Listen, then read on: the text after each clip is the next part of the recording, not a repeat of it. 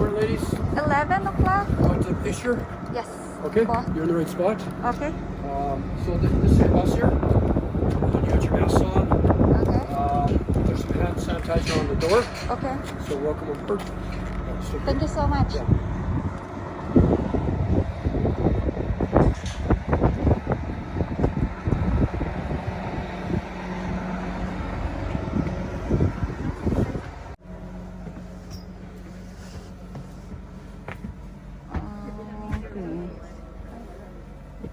Reserve?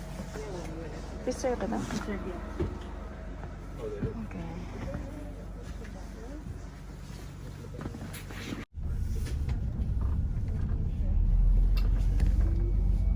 Okay, so on our way, we'll start a little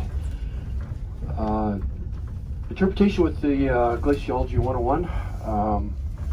Where we are right now, the ecoregion we're in is the subalpine, so elevation-wise, it's around 2,000 meters above sea level. So it's get a little bit higher elevation. The air's a little bit thinner here, and you don't see quite as much wildlife or vegetation as you'd find at lower places like Banff or Jasper. Once you get up in the alpine region where the glaciers are, it's a very harsh and extreme environment. So you're not going to see any vegetation at all.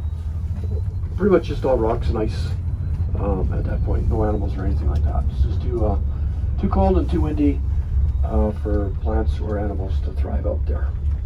So the process of glacier ice forming is known as fertification.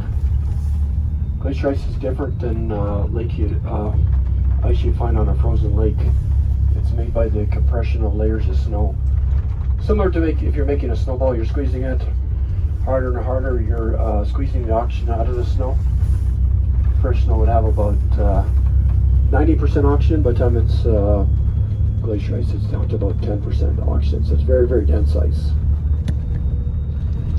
Your Ice Explorer driver will go more in depth with some of these topics once you get with him, because you have more time to spend with you. But we're almost at the transfer base, so please take all your belongings with you when you exit the bus, as you may be taking a different bus back to the skywalk where you complete your Glacier Adventure trip.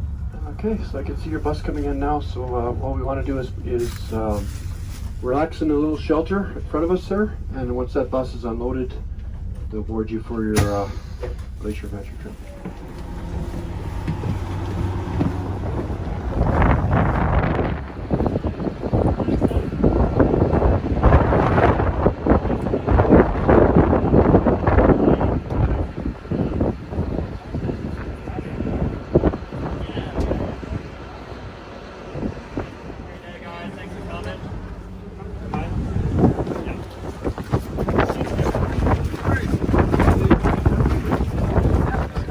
If you guys actually look just to the right at about 2 o'clock, you'll see your first glacier on the tour today.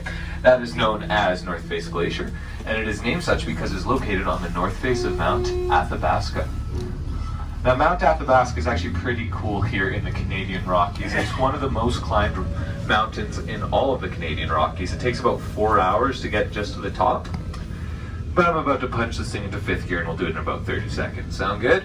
We're going to be with each other for an hour, so we might as well get used to each other, get to know each other.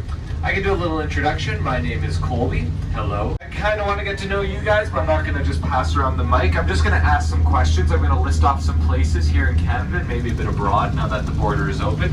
And you guys are going to make some noise when you hear where you're from, okay? Sound good? All right, starting up first and foremost, coming in all the way from Alberta. Wait, some of you guys are actually from Alberta? That's not always a given. Welcome to your own backyard. Happy that you guys could make it today. Now, let's see, anyone coming in from British Columbia? Just one guy raises his hand. He can't talk. It's okay. He has smoke inhalation. It's fine. Anyone coming in from Quebec? Yes. Bonjour. Bienvenue. Now, who here's coming from Manitoba? Thank God. All right, what about Saskatchewan? Even better. What about the East Coast at all? Nova Scotia, Newfoundland, PEI, Labrador? Don't know all those provinces, but I don't smell fish, so I'm going to assume you guys are not on board now. Am I missing a province, guys? I love Ontario. Okay, I got it. Fine. I love that joke because you guys turn into little 5-year-olds. You're like, Ontario. He's missing Ontario. Who's coming in from Ontario? Come on, I know Ontario people can be louder than that. What about America? We have any Americans on board today? No, they don't want to admit it. That's okay. That's okay. We're not going to weed them out. It just, everybody look to the left. Now look to the right. Someone you just looked at, maybe an American. That should scare you guys.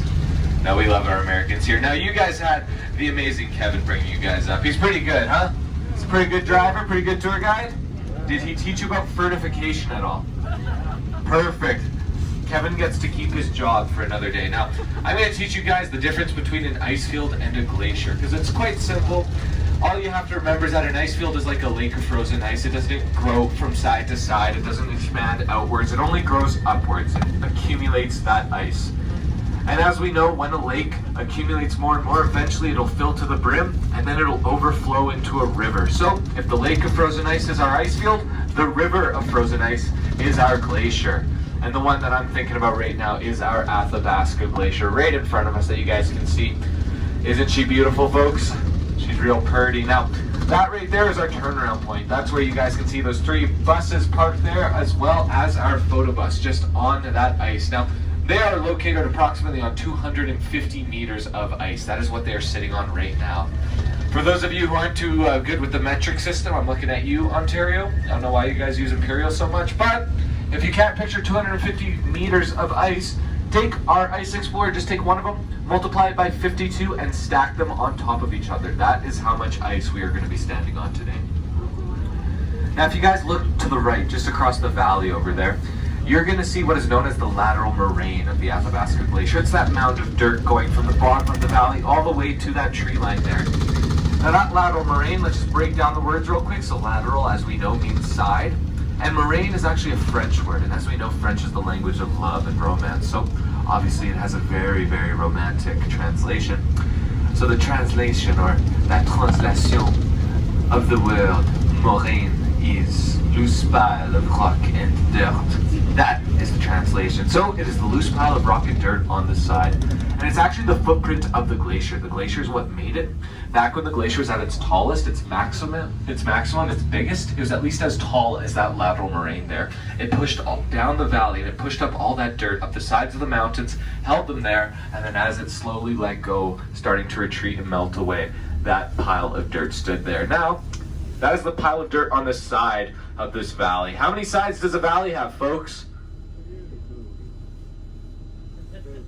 2. There we go. You guys are smart. All right, so that is one of the lateral moraines. There's a second one on this side of the valley. I'm going to make a radio call real quick. I'm going to have you guys figure out where that second one is. I'm going to have you guys look around. 529 to 13 on top of the lateral moraine with my 6x6 engaged, transmission retarder activated, and gear 1, mode 1, ready to rock and roll. Rock and roll. All right, who wants to guess? Here. Where's here? Below us, exactly. We are on the lateral moraine of the Athabasca Glacier. You guys see how steep it gets? Yeah, we're about to go down that. No, the one on the other side. That's about a 36% grade. Just to put it into perspective, here in Canada, paved roads have a warning at a 7% grade, and we can't go over an 18% grade. Legally, you cannot go over an 18% grade here in Canada on a paved road. Now, here at the Columbia Icefields, we are above the law. So we doubled that 18% grade, made it a 36% grade.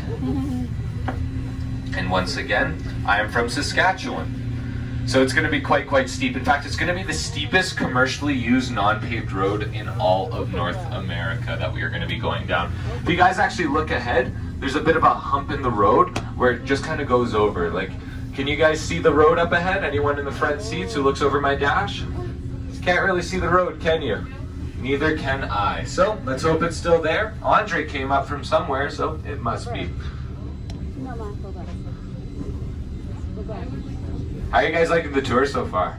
It's my first tour of the day. You guys are enjoying yourselves? Sounds good. I hate to say though, this is usually where my tour goes downhill. at a 36% grade. Now, right now we're at about a 30% grade, nothing too crazy. But as soon as we get over this hump, my front tires are gonna dip down and you guys are gonna go up into the air. It's gonna be really fun. How my Ontario friends doing back there? You guys hanging on? Man, you're very quiet for people from Ontario. Usually they're extra loud. Now, let's see, you guys ever been to Canada's Wonderland? A couple of you guys have been? You ever ride the Behemoth? Think of the Behemoth just 5 kilometers an hour. Here we go. This is the 36% grade, guys. The steepest commercially used road in North America. So put your hands up for the world's slowest roller coaster. Woo!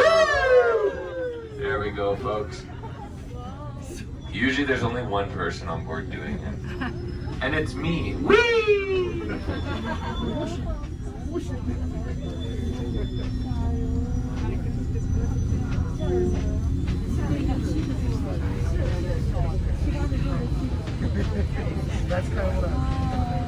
So as we go down, we're just going to start leveling out from this 36% grade. I'll give you guys some stats of this glacier. So the fernification line is right there. It's those 3 ice steps on the left. Now those ice steps, or the fernification line rather, what that means is that everything above those 3 ice steps is where the ice is generated, i.e. the ice field, and everything below it is where the ice is lost, i.e. the glacier. Now this glacier, the Athabasca Glacier, sits at approximately 4.8 kilometers in length, 1 kilometer wide, and like I said, it's about an estimated 250 meters thick where we are going to be driving. But it actually used to be a lot taller, because remember that lateral moraine we just went down? Again, that is the glacier that made it. So back in 1843, when this glacier was at its biggest, it was 250 meters taller than when it is right now. And you can actually see that by looking at the sides of these mountains. You can see where the glacier scraped down. Alrighty guys, you might feel a bit of a jump as I shift into second and then third. Now congratulations, you guys just made it down the steepest commercially used non-paved road in all of North America. Give yourselves a round of applause. You did it. Yeah, it was all you guys, had nothing to do with me. Ungrateful. Now show of hands, who here has never been on the Athabasca Glacier before? Just a couple of you. Oh, pretty much the whole bus. The whole bus is lying to me. Because all of you guys have been on the Athabasca Glacier, you just don't know it. Because we are currently on the Athabasca Glacier, and we have been for the past 30 seconds.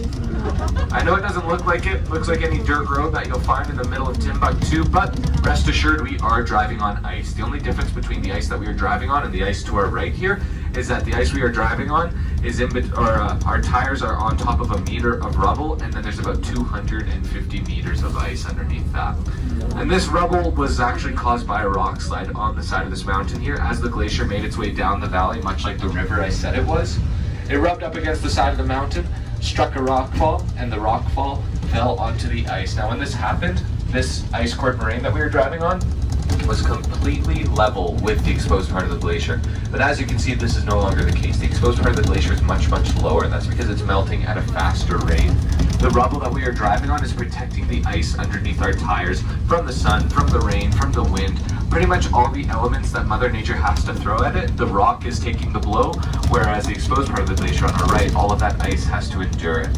So it is actually said that when the exposed part of the Athabasca Glacier is all said and done, when it's all melted away, this ice-cored moraine is going to remain for an additional 200 years, and it's just going to continue to feed the plant and wildlife of this area. Now, if you guys actually look to the left, you might be able to see some ice poking out. It's still pretty early in the morning, so it's pretty cool.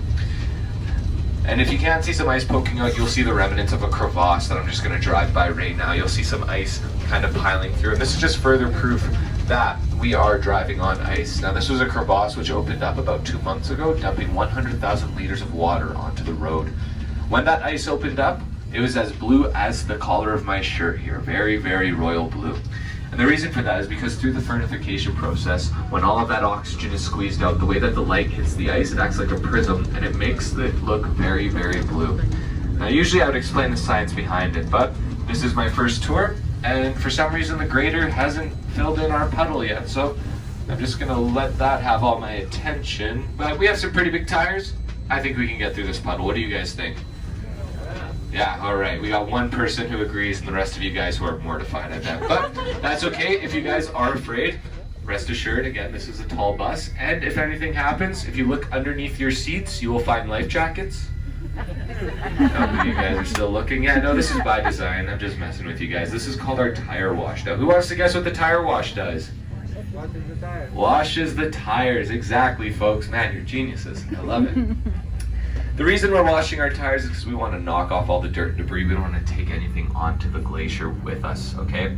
The reason for that is quite simple, because here at Pursuit, we have many core values, but one value that we hold dear to our heart is appearance. That is why I'm your driver, folks. What's so funny? Why'd you laugh, buddy? That wasn't a joke. No, we're limiting something called the albedo effect. Now, show of hands, who here knows what the albedo effect is? None of you guys? Perfect. I like being the smartest guy on the bus. Now, the albedo effect is actually quite simple. You've all experienced it. If you've ever worn a black shirt on a hot sunny day, you definitely have experienced it, where it just kind of feels like the sun was beating down right onto you. That shirt absorbed all that heat and it got really warm. Now, that is the albedo effect. The albedo effect is the principle that dark colors absorb heat, light colors reflect heat. So if I have any dark rocks, any dark dirt on my tires, and I don't knock them off before coming onto the glacier, there's a chance that they will be deposited on the ice. And if they are deposited on the ice, they will absorb the sun's heat, and they will melt the glacier all the more quickly. And you guys are going to learn by the end of your tour that this glacier is melting plenty fine on its own. We don't want to help out.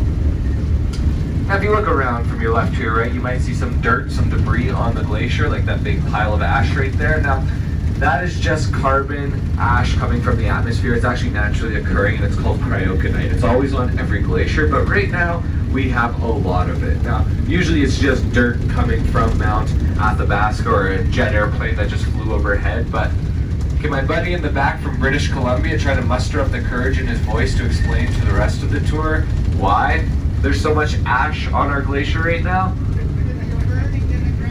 Because it is burning to the ground. There were at one point 1,000 active forest fires in British Columbia. All that smoke went into the atmosphere, went over the Columbia Icefields, and was deposited onto our glacier by something called katabatic winds that just pull it down to the subalpine ecoregion, slam it down onto the glacier on its way by.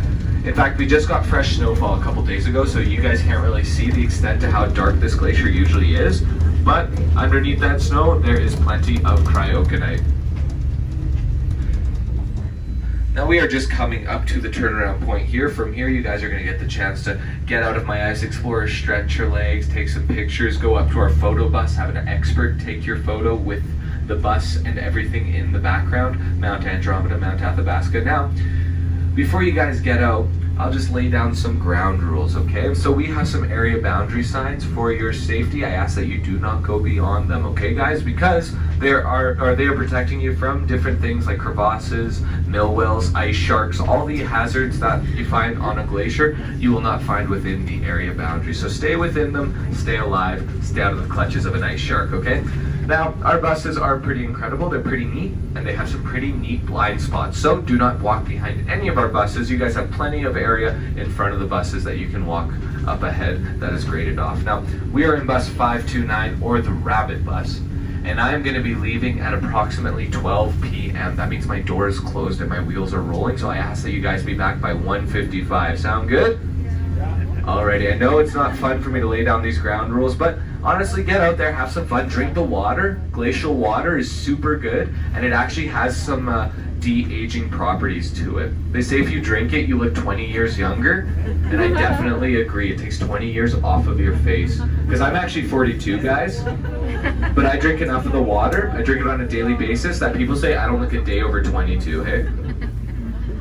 What, you guys don't agree? You think I look old? That's mean. Now, what bus are we getting back on to, guys? The Rabbit, exactly. And what time are we getting back on? 1:55, 1:50, whatever you want. And what sound does a rabbit make? Exactly, guys. All right, let's get going.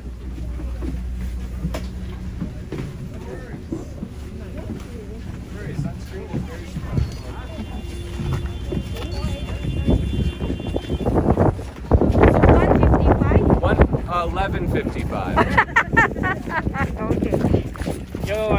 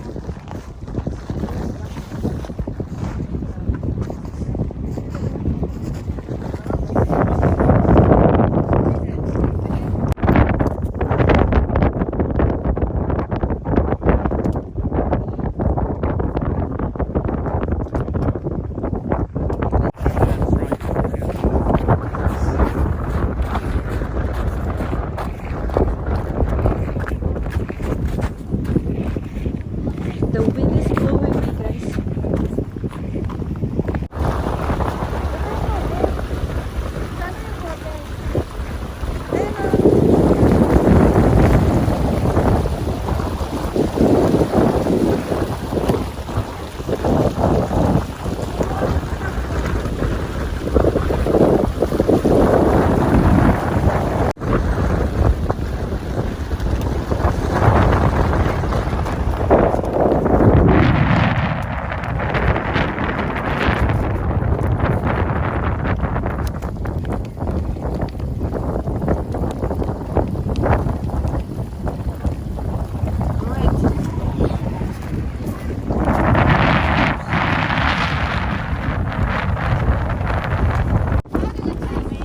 No, it's water.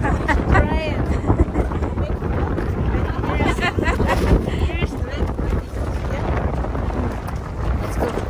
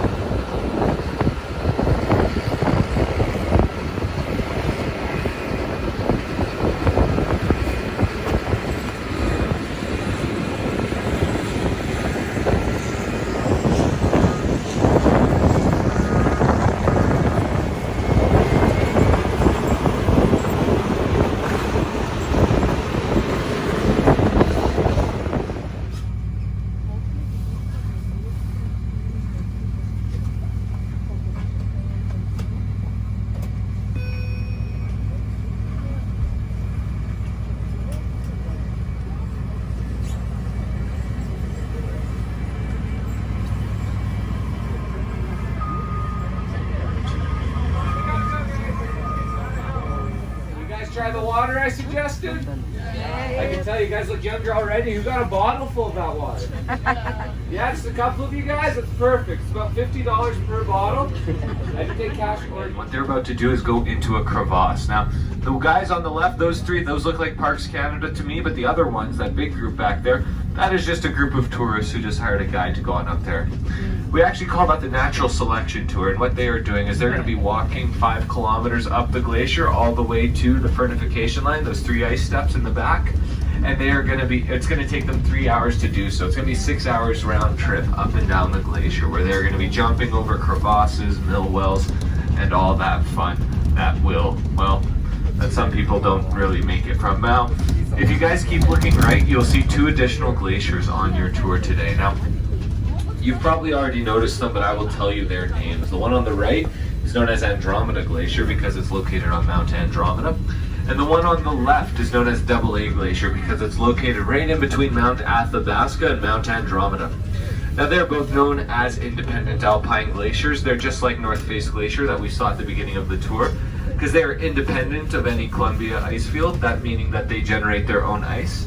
They are in the alpine ecoregion, some 2,200 meters above sea level.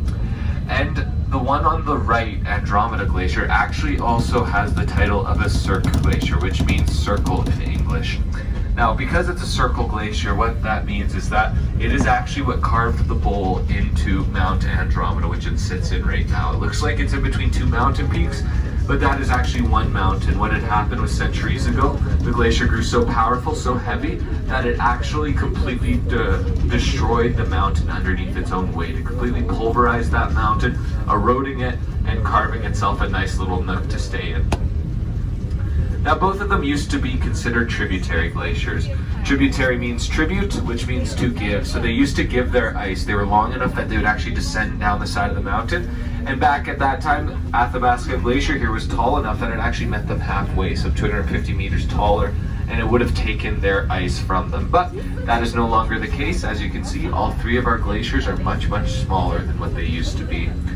In fact, the Athabasca Glacier, as I said, would have been about 500 meters thick and 8 kilometers long, descending all the way from the Columbia Icefield to our Discovery Center in the back over there. That is why we built the Discovery Center there. It is built directly on the terminal moraine of the Athabasca Glacier, meaning it's a marker to indicate where the glacier's toe used to rest back in 1843. But it started its recession in 1844. A year after it reached its maximum, it started to melt away and started to recede. Now, I'm going to show you guys something. There's a little pole here on the left about 10 feet out from the road. It's a steel pole with a yellow piece of tape on it. Now, when this was put in place, the pole was completely upright, and that yellow tape would have been marking. It would have been completely level with where the ice was. So all it is Parks Canada put it in there some time ago, and they use it to indicate how much ice we've missed, or how much ice has melted away, rather. So let's see who can guess accurately. What year do you guys think that pole was put into the ice?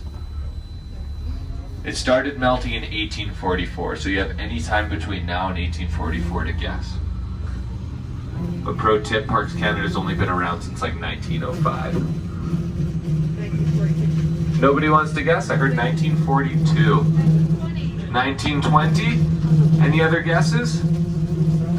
2000? All right, do you guys want to know the answer? All right, then can I get a drum roll, please? Perfect. 3 weeks ago. We put it in 3 weeks ago. Yeah, we lost that much ice in a 2-week period, actually. What happened was during the British Columbia forest fires, all that cryoconite was put onto the glacier, and it actually melted our glacier quite quickly. We lost 2 meters of ice in 14 days off the top of the glacier. Now, fun fact about the Athabasca Glacier, we're only supposed to lose about 3 meters of ice off the top every year. So, this year we are losing a lot of the glacier. That seems to be a reoccurring kind of trend here. It seems the years as they go on, this glacier melts more and more. Now, this all began in the mid-1800s, as I said.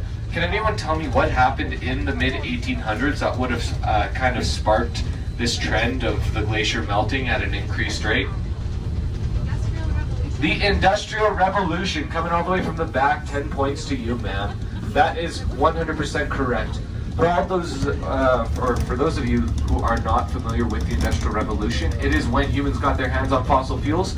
Think coal back in the day. We would burn off coal to make our steam-powered engines go quicker. It made our steam locomotives run very, very fast, but it also made our glaciers melt very, very fast because they released something known as greenhouse gas.